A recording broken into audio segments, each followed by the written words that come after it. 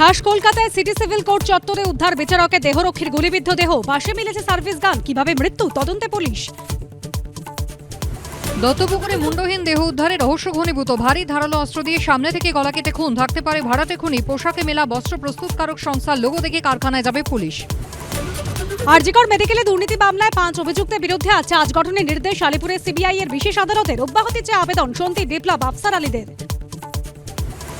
পরিচালক টেকনিশিয়ান সংঘাতে টালিগঞ্জের স্টুডিও পাড়ায় অচলাবস্থা অব্যাহত। পরিচালকদের অনুরোধে সাড়া দিলেন না টেকনিশিয়ানরা। সৃজিত রায়ের সেটে এখনো কাজ বন্ধ।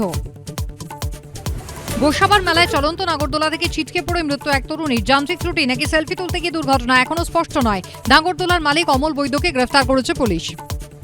আজ থেকে দুদিনের বিশ্ববঙ্গ বাণিজ্য সম্মেলন। হাসছেন মুকেশ আম্বানি থেকে সজ্জন জিন্দাল, জানালেন মুখ্যমন্ত্রী। আমাদের এখানে প্রায় 40টা কান্ট্রি আসছে, তার মধ্যে 20 হচ্ছে পার্টনার কান্ট্রি। আরজিকর দুর্নীতি মামলায় আজ আলিপুর কোর্টে চার্জ গঠনের প্রক্রিয়া শুরু। বিচারের দাবিতে স্বাস্থ্য ভবন পর্যন্ত মিছিল অভয়া মঞ্চে। ঘণ্টাখানির সঙ্গে সমান রাত 8টা।